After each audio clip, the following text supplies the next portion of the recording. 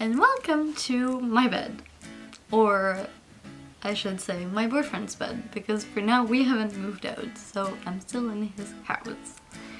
As most of you know, I finally arrived in Japan last week, and it's been really great being with him again and everything, but there was one thing that I really wanted to talk about, because I don't feel like it gets talked about a lot. I don't know you, but when you go on YouTube and you just type long distance relationship, most of the videos that come out are meetings. Like videos of two people doing long distance that are meeting after a very long time.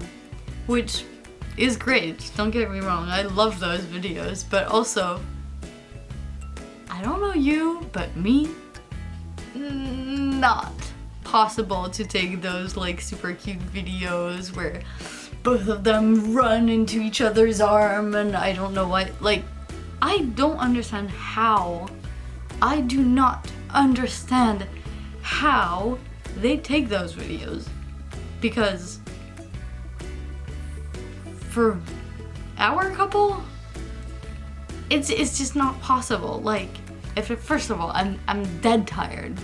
Like, I come out of the airplane, I have to like go through all the immigration process and everything, and I probably didn't sleep a lot in the plane already, so I look like shit. And I'm dead tired, like, I'm not gonna run in the middle of the airport because I don't have the energy for it. And then I don't know how they do to travel without any suitcase, because maybe it's because most of those videos might be people who are closer to each other, but in our case, I have a 15 hours flight to do every time. I always stay in Japan for quite a long time, and therefore I usually arrive with my huge luggage, and I'm sorry, but I'm not gonna leave my luggage in the middle of the airport to run in his arms, you know? And most of the time I actually don't even know where he is, so I get out of the... That happens a lot because there are many exits to the immigration and well, to the airport basically. We never really know where we should meet. So I usually come out of one of the doors and actually realize that he's not there, so I have to go and search for him and actually find him. So yeah, no, the running into the arm thing, no. I don't know. We've never done that. Also, my boyfriend is very strong. Yes, he is extremely strong. However, if I jump into his arms, he is going to die. Because I'm also quite heavy. I don't look like it, but I'm heavy, and if I jump in his arm, first of all, I'm not gonna leave my luggage over there, but if I did, he would probably fall down, and nobody wants that. I don't want to break his back. So, and then another thing is that after such a long flight, and like usually I spend around 17 hours back to back to travel from my country to his, and it not only is it tiring, but also I have like hand luggages and things like that, and I have to walk around and I smell so bad because deodorant don't last as long. And yes, one time I did went in the bathroom and changed my shirt and put on deodorant, brush my teeth and blah blah blah and blah blah blah, but who has time for that? Like, when you arrive at the airport, the only thing you want to do is see your boyfriend or your girlfriend, and therefore I always kind of forget. At least I did this time, and I know I smelled like shit. So also, I don't want to go and run in his arm, add to the smelliness of myself, and just simply also send him a waft of my disgusting body odor. Like, no. I'm really jealous of all those people who actually get to take those kind of videos. Also, I don't really know who or how they find people who are filming them. I think most of the people, they're like family members or family. Good for them, but I don't think I would be able to find someone who could actually just record our reaction. But also, it's just really awkward. Don't you have that first like awkward phase when we meet? And I'm not only talking about this time, it's just in general when we meet, because I'm so stressed out and tired, my head is in the cloud, I don't really feel like anything's real, I just feel like I'm in a dream. And because of that, when we finally meet and we finally hug, we just stay like that for like, I don't know, 10-15 seconds and then let go, and we're like, okay, so let's go back home. I don't know why, but we forget to kiss because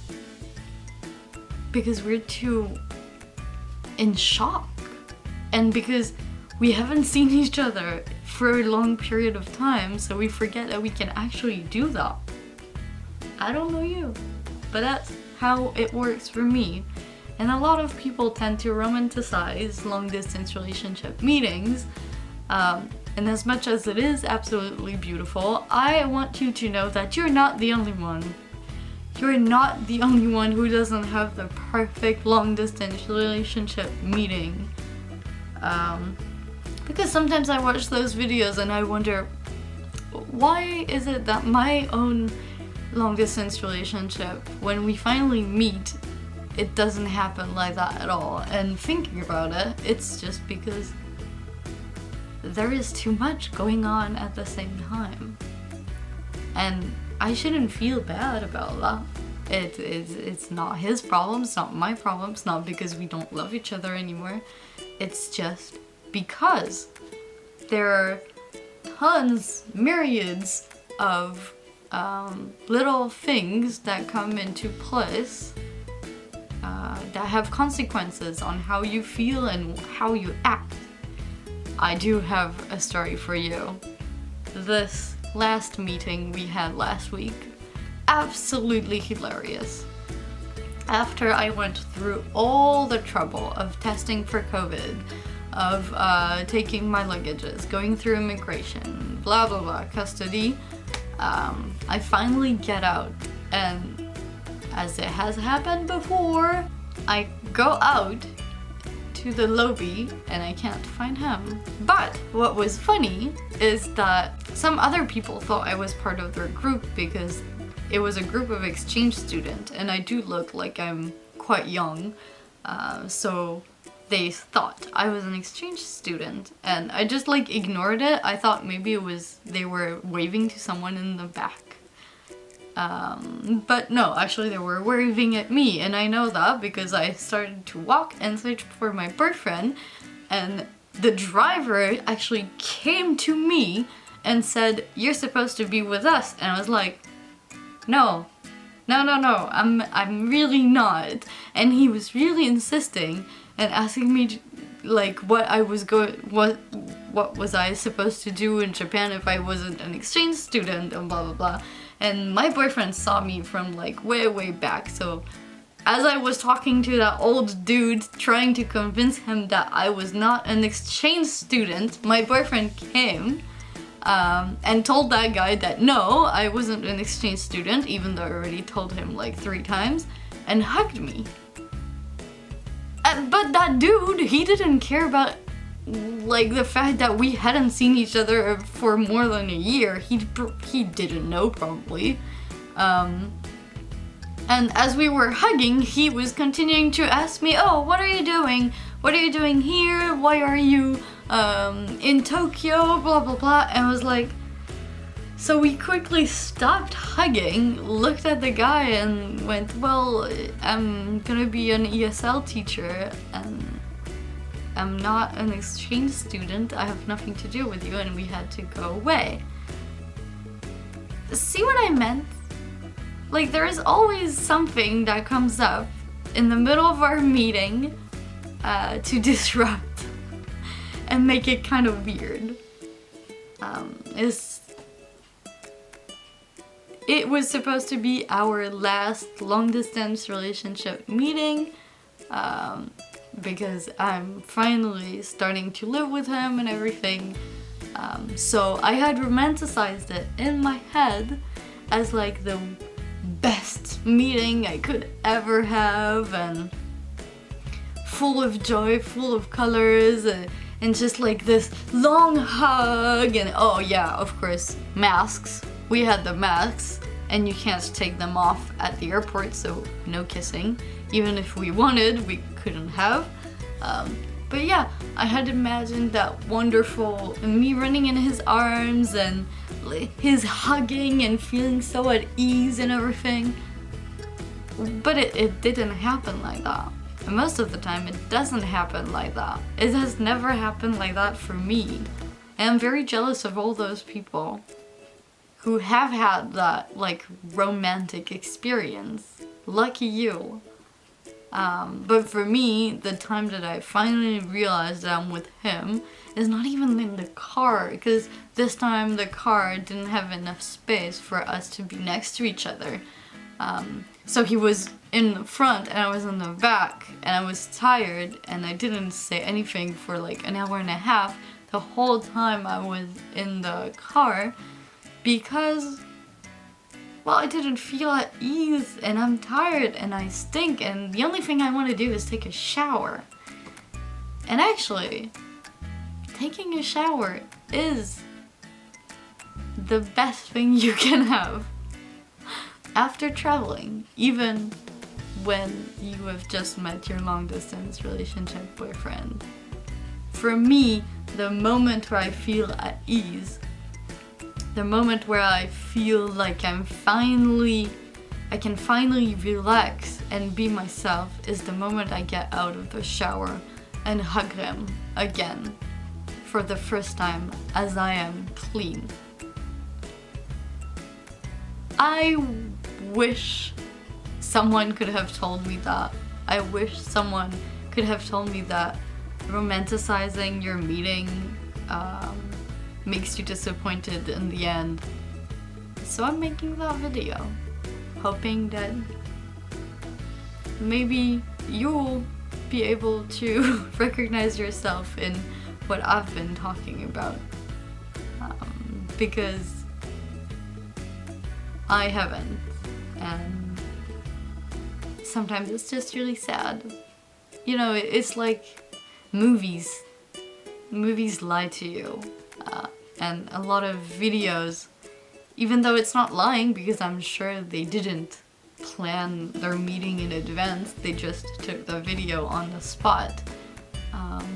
But we are all very different, and we all have different surroundings and things that make it different. And so sometimes it's not good to romanticize something, even if it is one of the best feelings in the world. The best moment of your life, I might even say. So yes, I hope that you have a better meeting than we had, but also I hope that you don't feel sad about your meeting not going the way it was planned. Just remember that in the end what counts is that you're finally together, and that after a good shower you'll feel way better. Until next time, see ya!